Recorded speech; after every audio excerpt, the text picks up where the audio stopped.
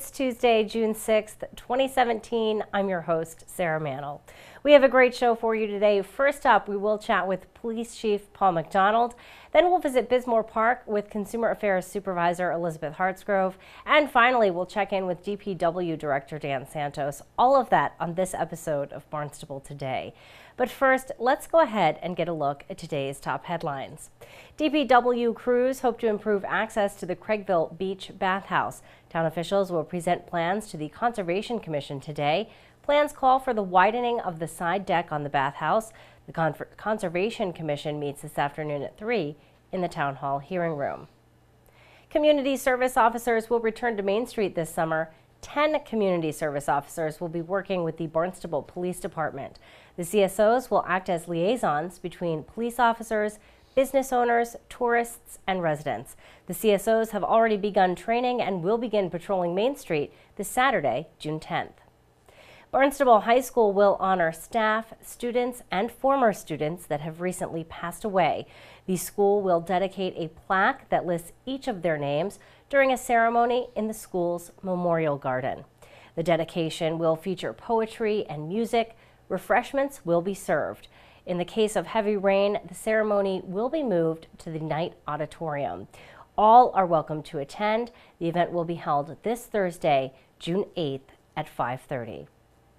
The Department of Public Works will make repairs to the traffic signal at the intersection of Independence Drive and Addicts Lane tomorrow, Wednesday, June 7th. The improvements include the replacement of span wire, installation of new hurricane disconnects, removal and reinstallation of existing traffic signals. The intersection will be without the use of traffic signals during construction. Work is expected to be done between the hours of 9 a.m. and 3 p.m. Of course, if you're driving in that area, please use caution. Up next, we'll chat with Chief of Police Paul McDonald.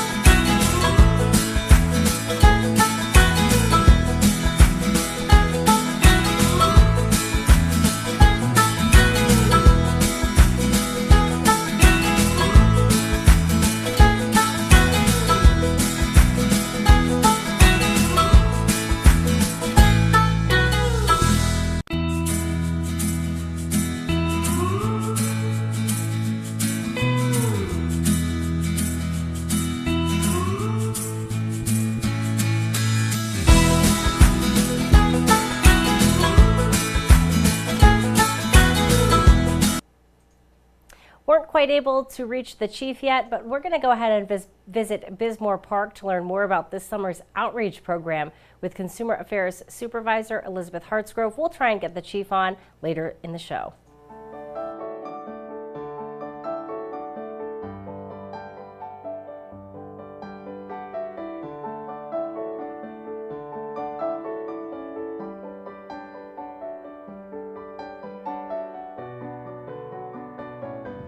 So Elizabeth, we're here at Bismore Park. So excited to talk about the Bismore Visitor Center. This is really exciting. This is something the town started taking over last summer. That's correct. So talk to me a little bit about what visitors or residents can find here at the Bismore Park Visitor Center. Sure. We switched it up a little bit. It was actually more of a commerce type of mentality years ago. However, when we took it over, the town did, we wanted to emphasize town services and being able to provide to residents residents as well as visitors and guests that come to our community.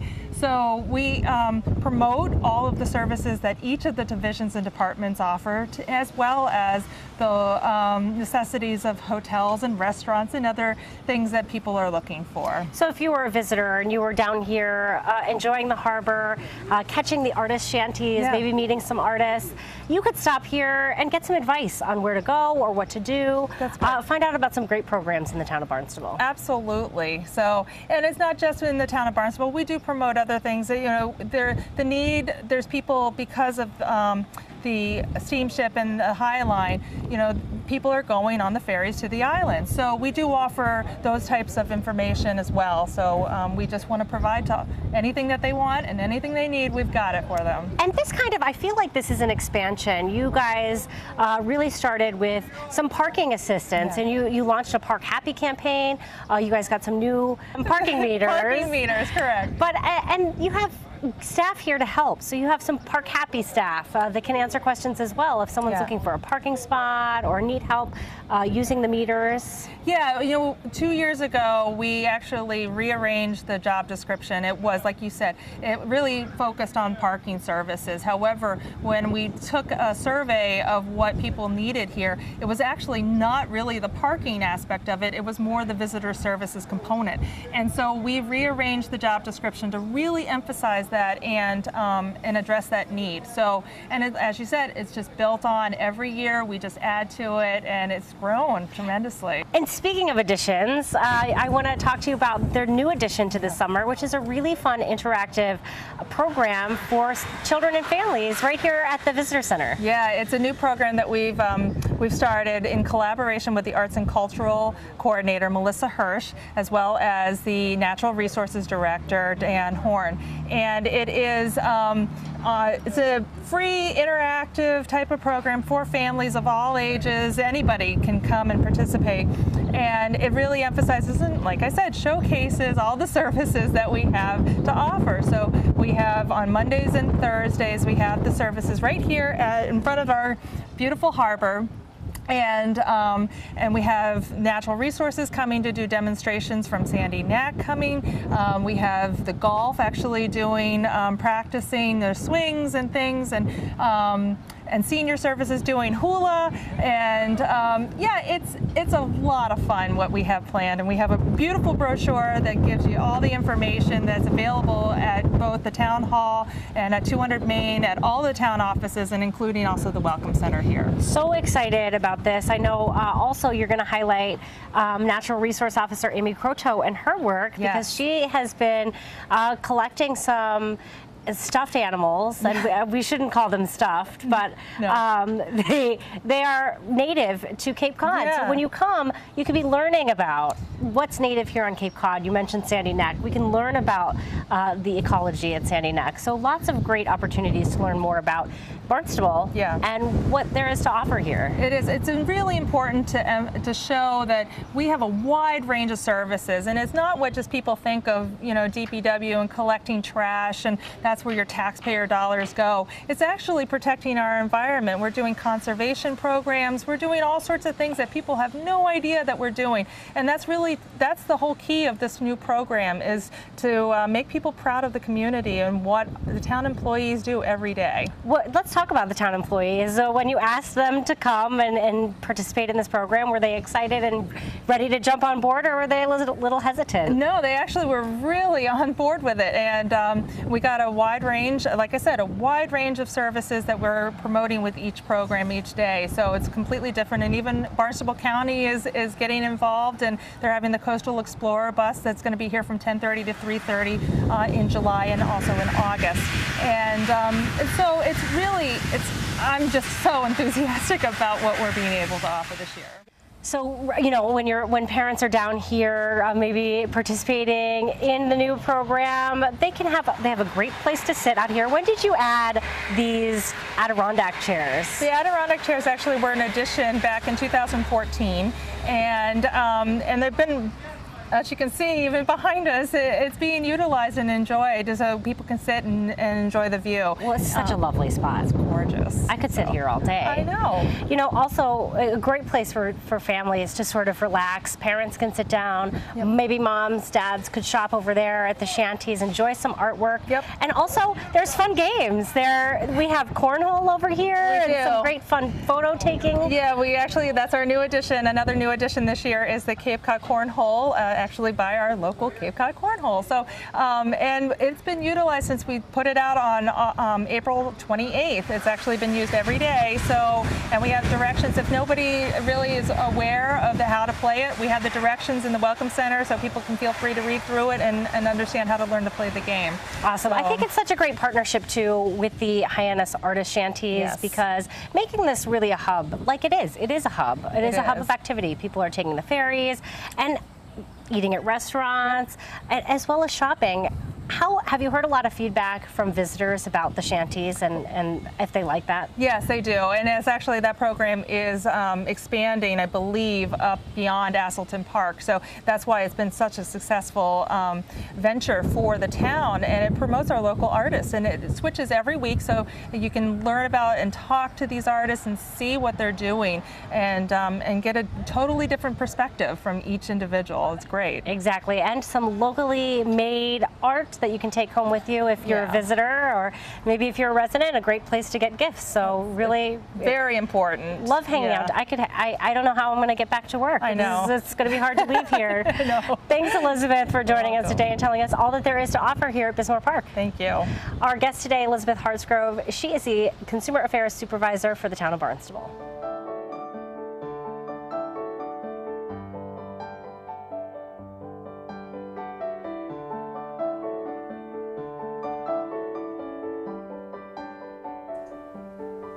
Did you know the town's sailing program is actually, part of it is funded through the JFK Memorial? We're going to learn more about that during our special segment.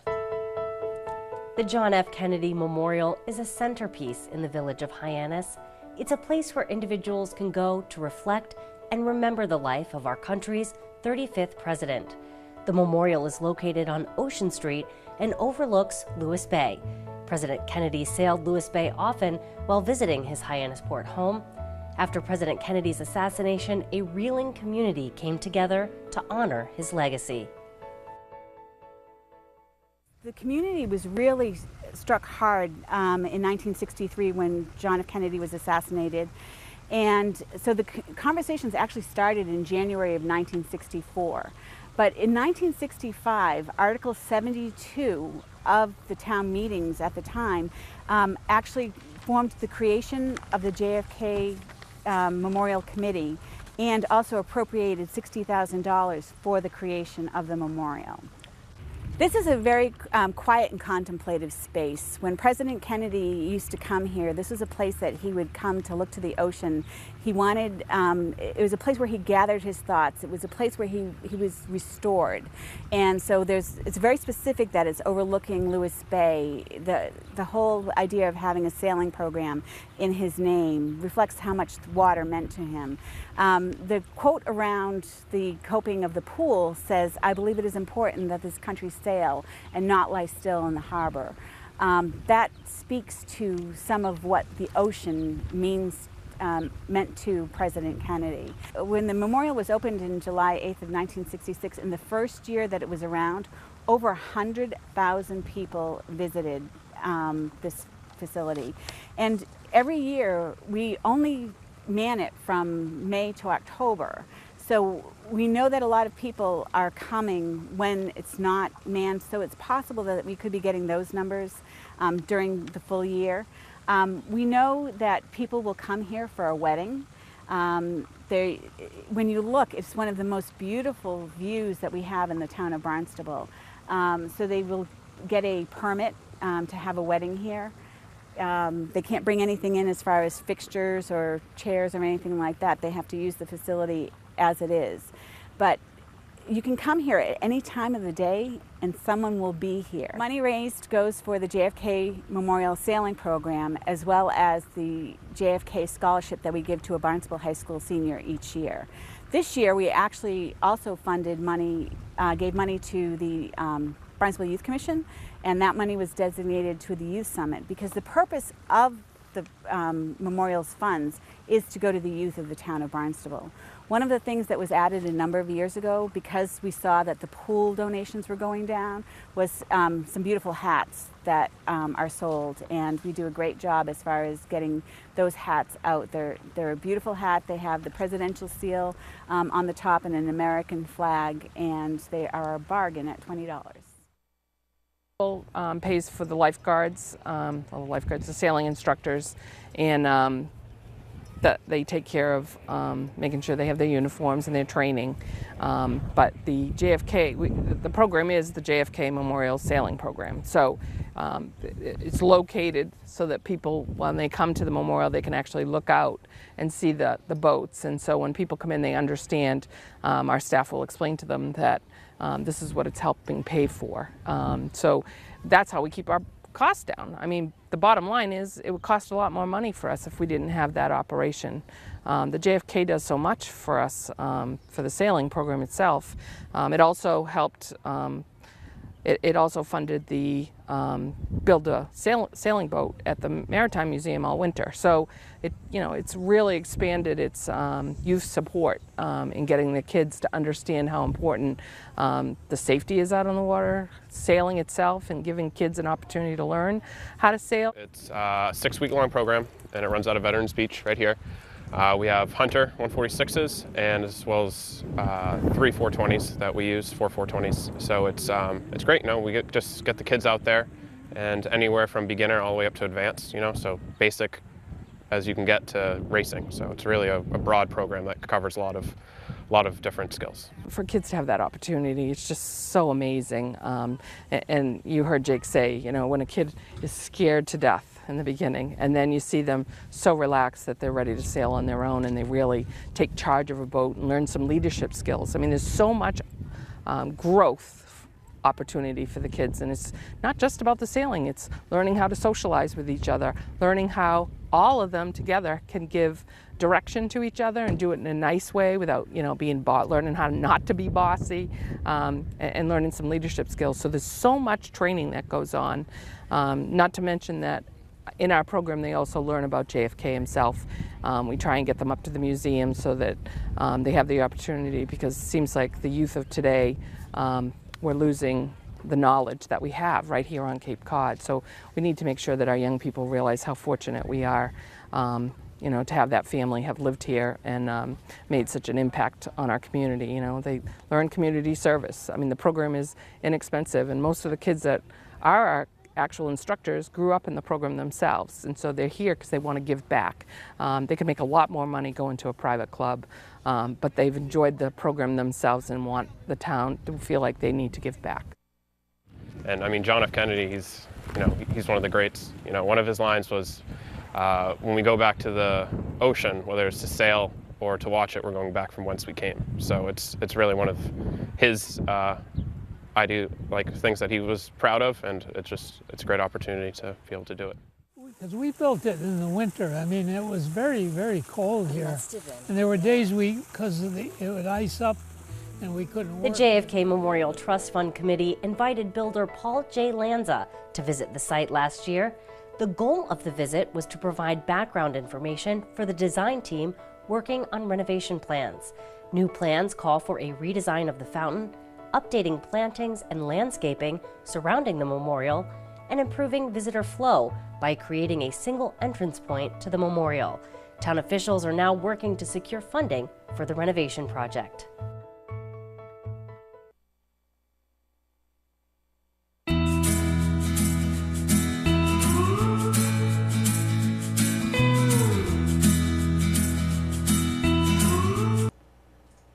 Joining me now live on the phone, DPW Director Dan Santos. Dan, last week we talked about some updates to the Stewart's Creek project. Can you give us an update on that?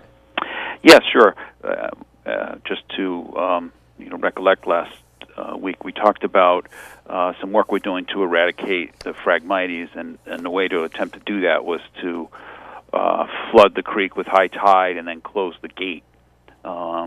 And actually, we had some trouble doing that. It was a worthwhile effort, and we learned some things about the gate and how it's designed. So we worked on that throughout the week, and then on Saturday, we changed the way that we were doing that, and we were able to successfully get the high tide captured. And so it's been continuous high tide now in there since Saturday.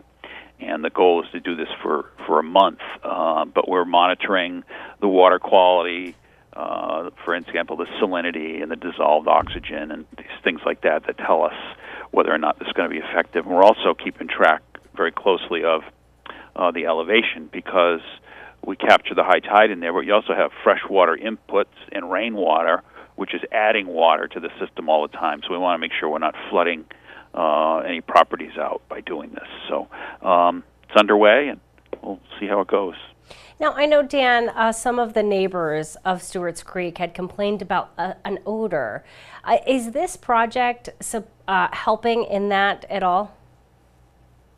Absolutely. That's there's going to be a period when you have more on a lower tide. You have more of these organic materials exposed, and they have an odor to them. It's that kind of low tide smell that we're all familiar with. But it was very particularly strong there because those sediments hadn't been exposed for a long time, if ever. Now, how long? I know you said you're trying to capture that high tide for about a month. How long at that period? I'm sure you'll sort of reevaluate, but how long do you expect this project to go on?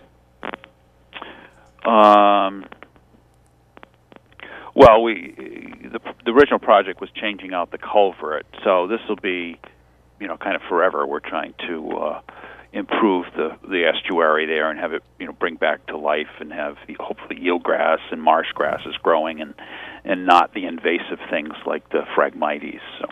Do you know how long it'll take before we start to see, whether or not this is working and it's improving those conditions? Well, I think we have seen some improvement. It really takes years. I mean, it's 5 to 10 years before it's dramatic improvement, and that's not unusual. But if you think about how long it took to get into the condition it was, that was decades or more as well. Right. So this is probably something you're going to monitor pretty closely for quite some time. Oh, yes. Wonderful. Well, what else is happening in the Department of Public Works right now? Well, one of the things that we spend a lot of time doing here in our engineering section is reviewing projects, and it's been interesting the last few months. We've had some pretty significant projects pop up, and one of them you may have read about in the paper today. The Cape Cod 5 is proposing a banking center on Route 132 between Route 132 and Addicts Lane, and that's a $45 million project. So we have to work with them, review their plans. They have to comply with Barnstable rules and regulations for development. We look at stormwater. Sewer is another thing. So what we're doing with Cape Cod 5 is they're going to put a pump station in, but we work with them so that the pump station will be sized enough so we can accommodate other projects in places that may need sewer there. They build it, and then we'll maintain it. So we have these arrangements that we sometimes can create because of these development projects. The new sports complex they filed with the Cape Cod Commission, that's going to be up in Independence Park. It's ice rinks and Total Athletics, I believe, was the name of that. So there's a lot of work we look at for sewering, for roads, if we need to put signals at certain intersections that are now going to have a lot of traffic that in the future that they may not have now. So our engineers spend a lot of time reviewing projects and making recommendations, and we always got to look to the future because we want to make sure that our infrastructure is in place when these projects get completed. Yeah, and so interesting that a development for one group can actually benefit the larger whole of the town. So when you see this Cape Cod 5 project, they're updating or adding some infrastructure there for sewering, so that'll actually benefit more than just Cape Cod 5. So really a win-win there on that. Oh, one. yeah, yeah. Well, thank you for joining us today, updating us on everything that the Department of Public Works is doing. Really glad to talk to you and look forward to chatting with you again next week. Thank you. Thanks, Dan. Talk to you soon. Bye-bye. Bye-bye.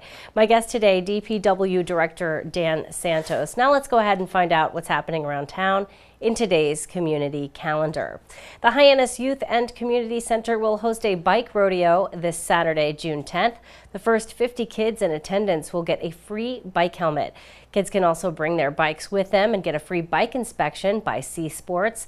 Kids will also be able to play games and meet members of the Hyannis Fire Department and Barnstable Police Department. While they're there, parents can also have members of the Hyannis Fire Department inspect car seat installation just to make sure your car seat is properly installed. The bike rodeo will be held at the Hyannis Youth and Community Center this Saturday, June 10th from 11 to 1. That, of course, is free to attend. You can enjoy live music by the Hyannis Harbor at lunch time every Friday this summer. The High Arts Artist Shanties will feature a different musical guest every Friday at noon. This Friday, you can listen to the Blues with Burt Jackson. So pack a lunch and head down to Bismore Park for a very relaxing break. Here's a look now at this week's Board, Committee, and Commission meeting schedule.